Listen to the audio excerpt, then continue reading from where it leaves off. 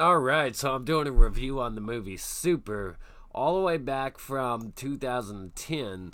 Uh, I wanted to go back to when everybody wasn't so sensitive, and there were really hilarious movies like this that were would be incredibly offensive today. Bad Super.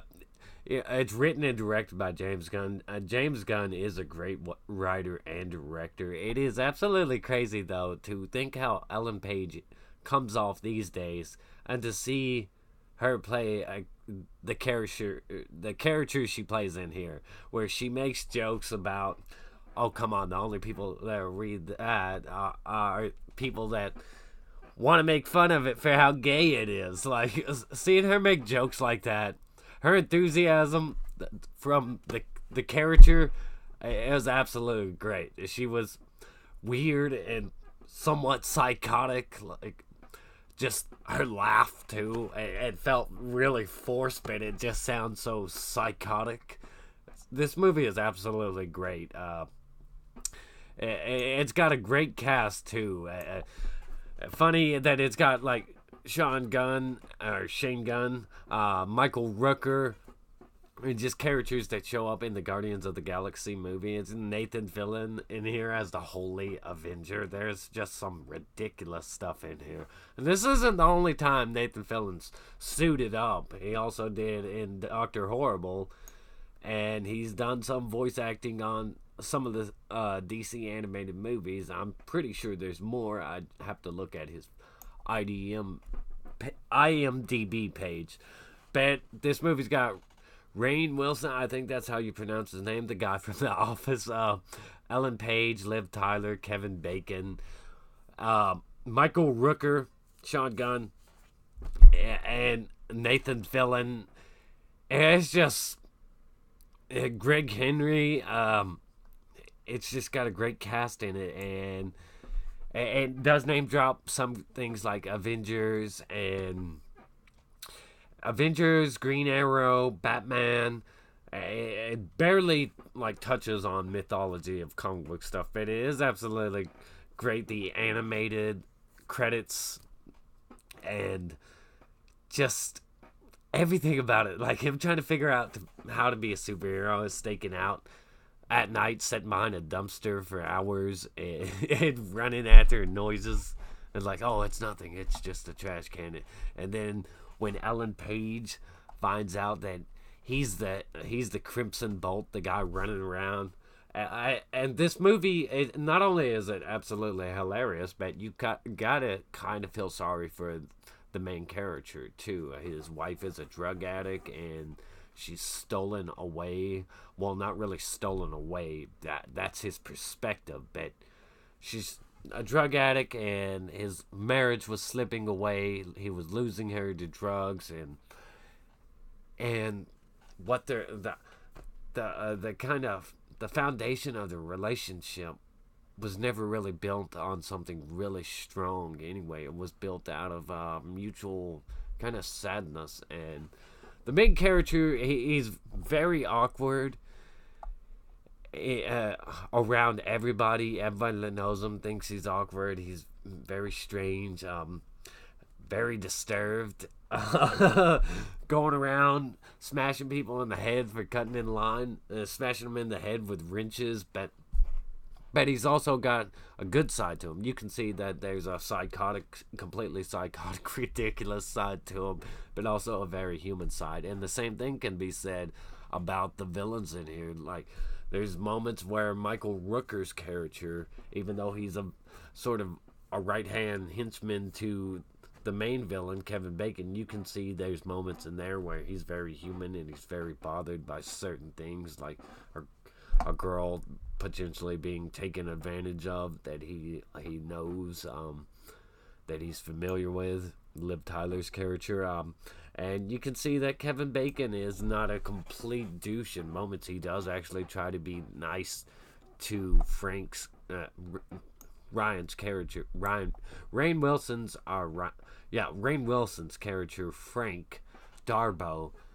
He tries to be nice to him at first, but he at the end of the day, he is still the guy that swept in and screwed up somebody's marriage. Not to say that it wasn't screwed up in the first place, but the music too, the little theme they have, I found it a pretty peaceful, relaxing, but also like it's this movie is absolutely great in every avenue. I thought so. I mean, there are all kinds of crazy things in here, and there are all kinds of fun things, and then there are all kinds of some pretty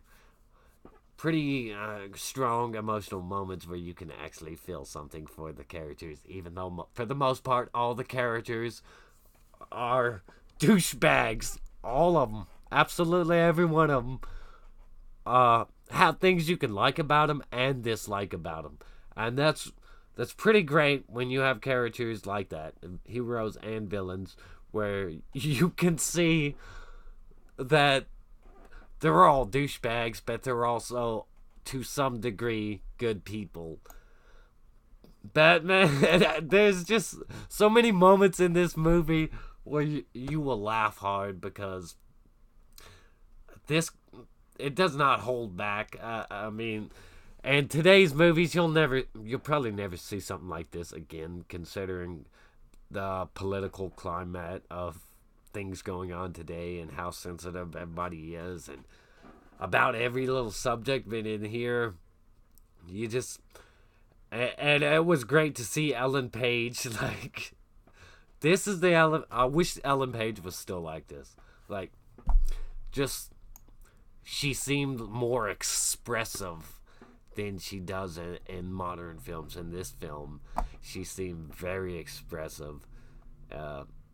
She's just a complete psychopath. Hard not to enjoy. She came off sort of like a Harley Quinn type, and that was pretty damn cool. And Nathan Fillion, every time he shows up in some goofy as some goofy superhero, it's just laugh out loud, man. But basically the story is he loses his wife to this guy, to this drug dealer, this big drug dealer, and he tries to get her back, but she's just gone. So he thinks, and this is where you can kind of tell that you can tell something's off about the guy, and that he's kind of just indifferent and awkward, but until he starts going on about how he's often received messages from God throughout his life, and that's what gets him to a vision or a nightmare, is what gives him the idea to suit up and go out there and fight crime. And his catchphrase, "Shut up, crime," is absolutely amazing. He does some pretty outrageous things, some pretty damaging, non-heroic things, but he also does like club people in the head with a wrench that are child molesters, are paying children for blowjobs and stuff like that. So, he's a mixed hero when it comes down to it, but he's an awesome dude. It's an awesome movie, and even when the final showdown when it comes down between him and Kevin Bacon, and Kevin Bacon's like, what are you gonna do? Knife me to death or something? He said something like that, and the speech that Ryan Wilson's character gives is just so damn epic when he's shouting, "You don't cut in line, you don't sell drugs, you don't profit off people's misery." I just found that whole little speech right there so damn awesome, the way he was shouting it. I really, really like this movie, and I wish that they would make more movies like this. I think this came out around the time of Defender with Woody Harrelson in it, which was also another great superhero movie. But, with all the Marvel, DC movies, people tend to forget about these great little superhero gems that are just absolutely amazing. And I have to give it a solid 8 out of 10. I thought it was awesome. It didn't hold back from the cussing, the brutality. There are some sad things in there that just like damn.